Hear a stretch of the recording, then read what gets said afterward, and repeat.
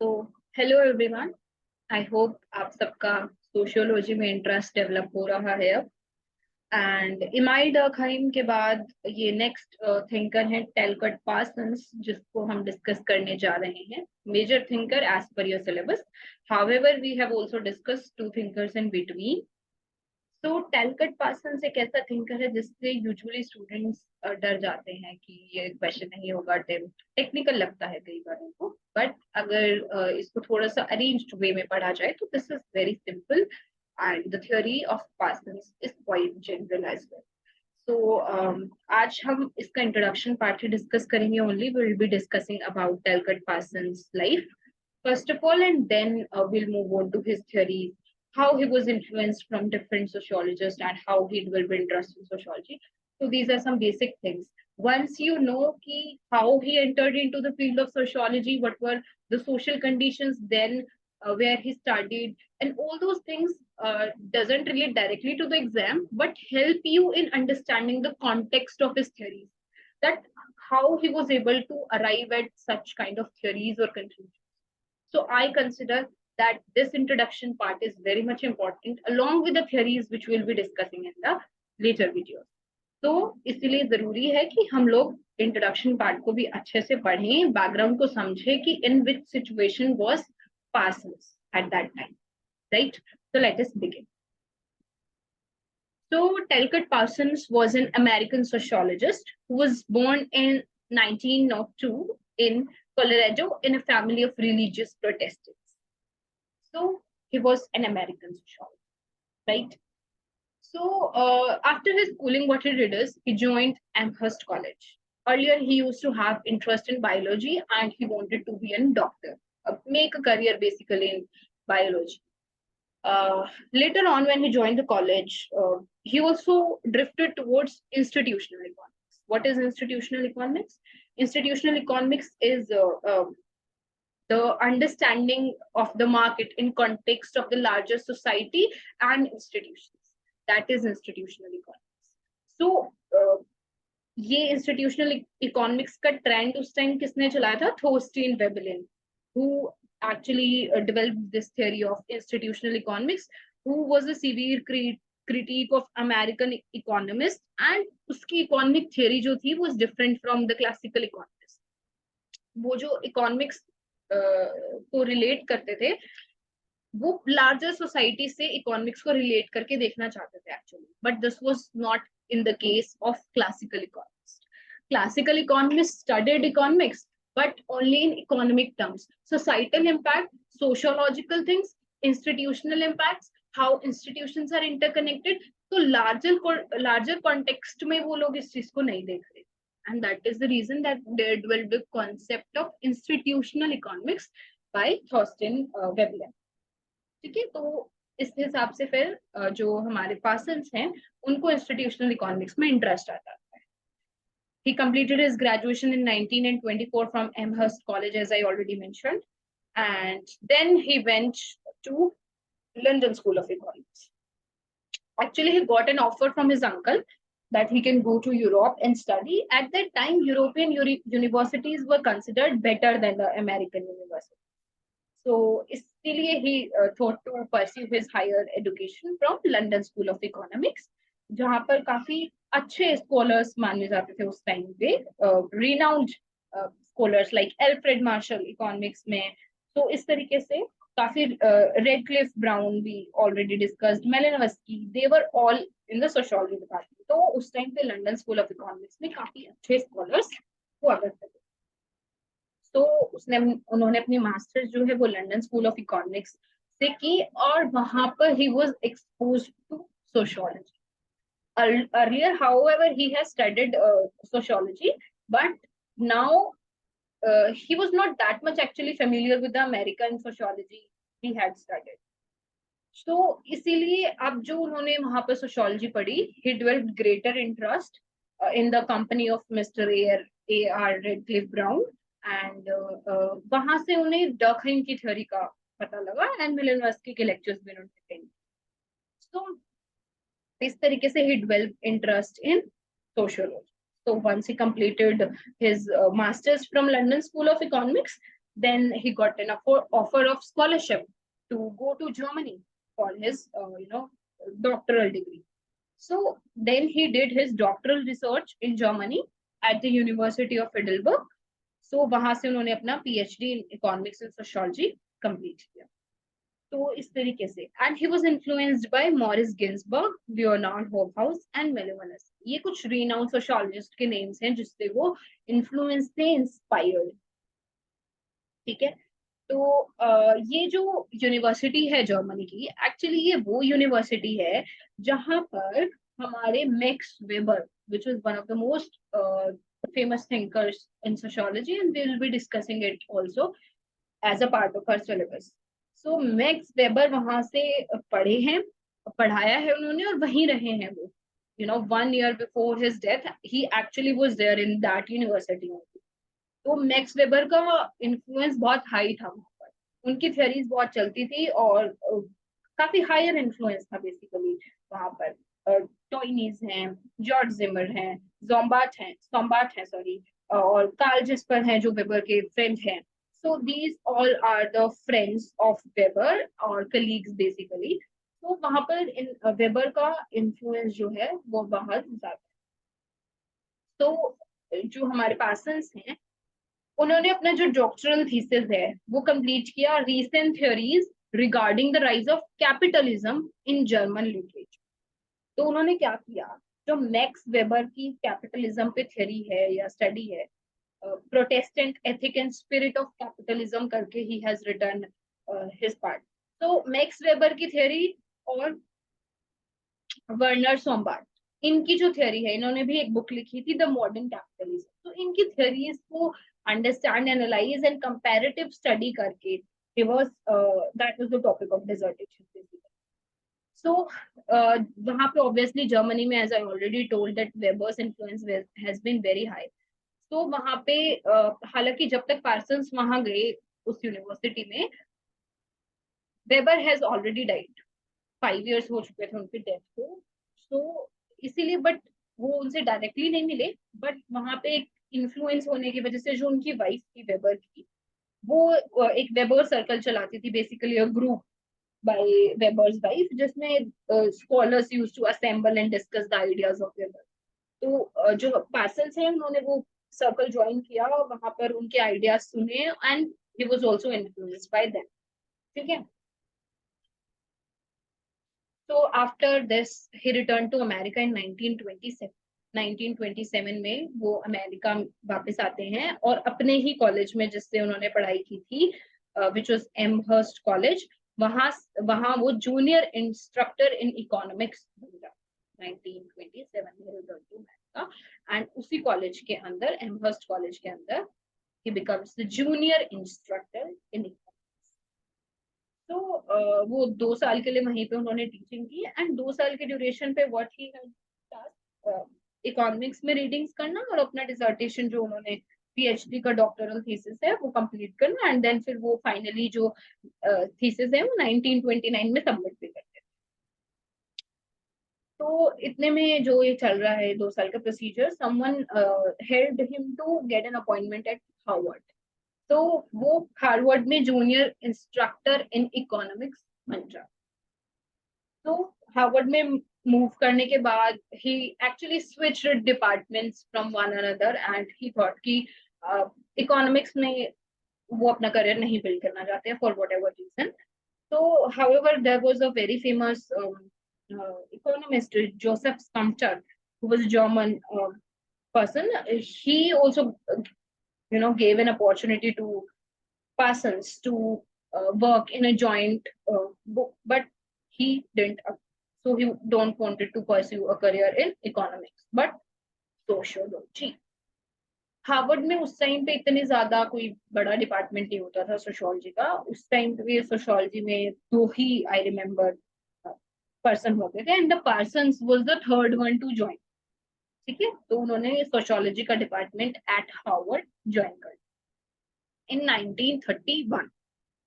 ठीक है. बीच में उन्होंने कुछ ट्रांसलेशन वर्क्स भी किए जहां पर उन्होंने वेबर का जो वर्क था उसको इंग्लिश में ट्रांसलेट किया. अब finally he has shifted from economics. However, biology में उनका शुरू से इंटरेस्ट था, तो you will see the impact of biology in his works, ठीक है।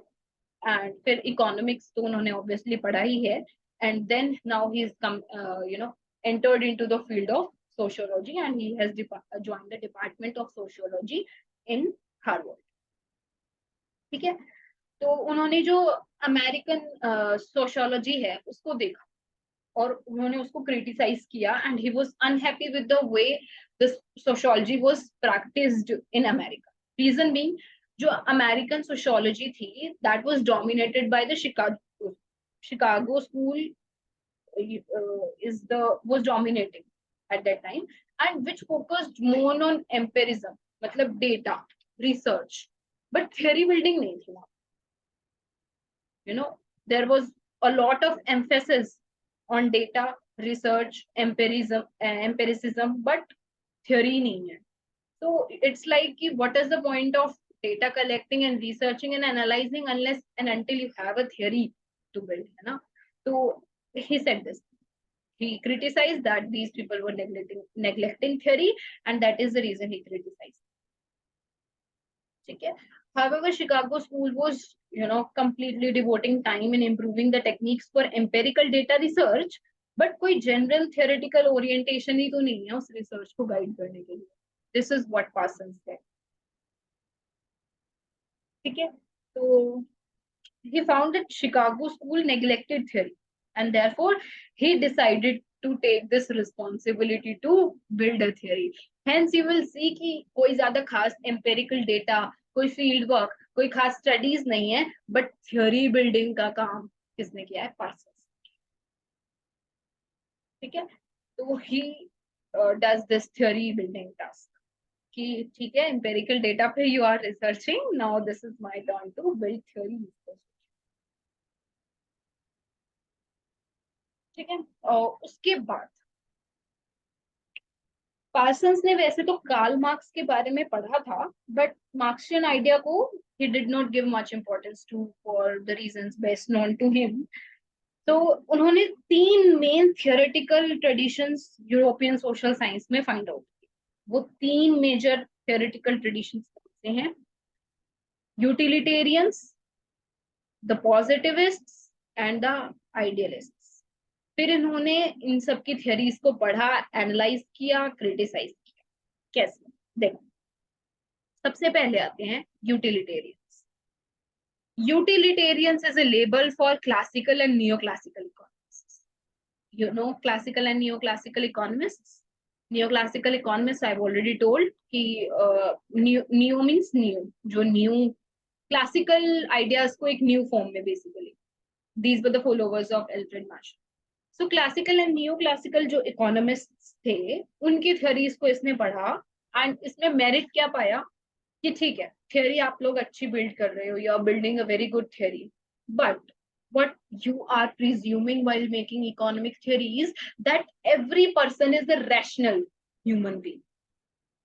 rational human rational का मतलब क्या कि हर पर्सन जो है वो अपने इंटरेस्ट को, अपने प्रॉफिट्स को मैक्सिमाइज करने के लिए काम करता है। तो सेल्फ सेंटर्ड तो नहीं कहेंगे actually, but a person who is always who always wants to maximise the profit. अगर आपने इकोनॉमिक्स पढ़ी है तो उसमें भी the focus is on maximising the profits, ठीक है। तो ये रैशनैलिटी है। तो ये एक अजम्पशन है, this is the very assumption of each and every economic theory, that the human being is acting in a very rational way, human being is rational. Rationality के प्रिंसिपल पे सारी थ्योरीज बेस्ड होती हैं, but Parsons is questioning the very basic assumption of this rationality. क्या आप हमेशा rationality के basis पे डिसीजन लेते हो? नहीं, बहुत सारी ऐसी चीजें हैं जो आपके डिसीजंस को इम्पैक्ट करती हैं।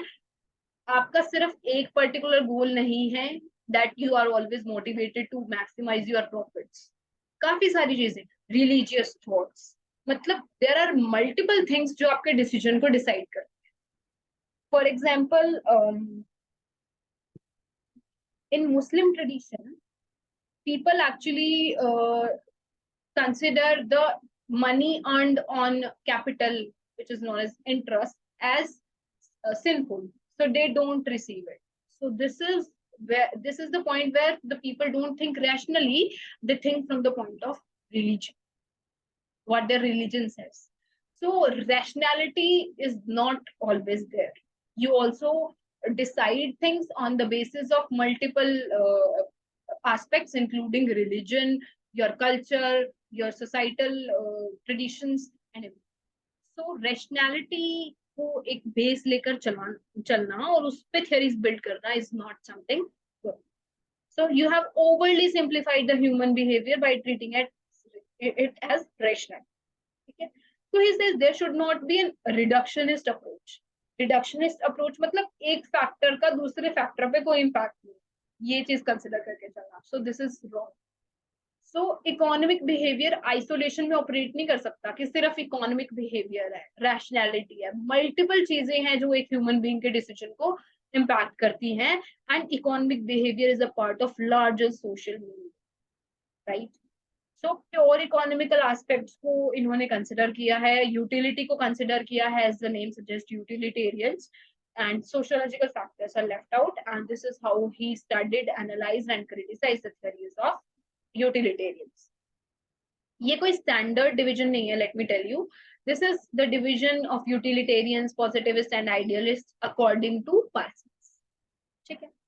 Next comes the terms of positivist, कि अब ये पॉजिटिविस्ट से उसका मतलब है Durkheim, Malinowski, Radcliffe Brown and this kind of. वो इनको कहता है कि they have tried to arrive at generalizations. उन्होंने एक जनरल थ्योरी बनाने की कोशिश की है. We have studied the theory of suicide, we have studied the theory of religion. तो generalizations हैं, generalizations बिल्कुल arrive हुई हैं, and that is merit.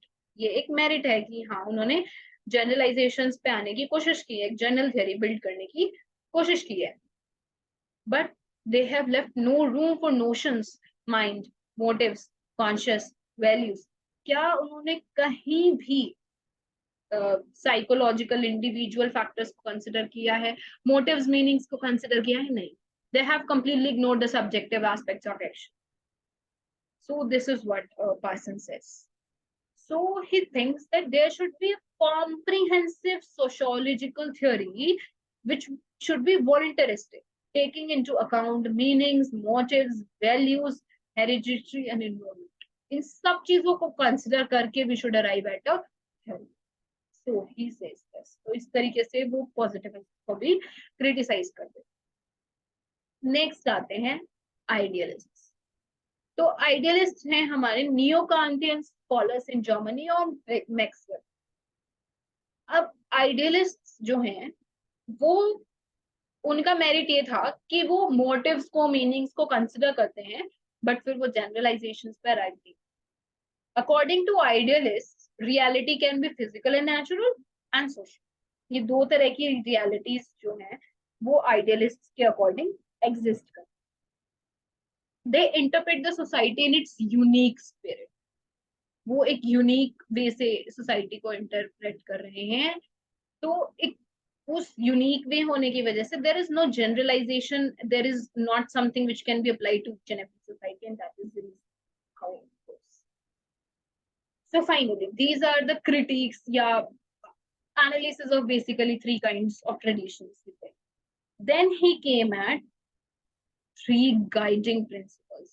कि अब जो theory बनानी है उनको guide करने के लिए three major principles का उन्होंने बताया कि theory कैसे. तो sociological जो theory है that must be voluntaristic theory of action. Do you know the difference between action and behavior? Behavior is something which is not intentional, which is not indicative of something. It does not have any particular meaning, but action has. Behavior does not have any meaning and action has. This is the difference. Okay? So sociological theory must be voluntaristic theory of action. जो action हम कर रहे हैं उसकी voluntaristic theory होनी चाहिए sociological theory. It must be a general theory. General theory से मतलब है कि which can be applied to different societies.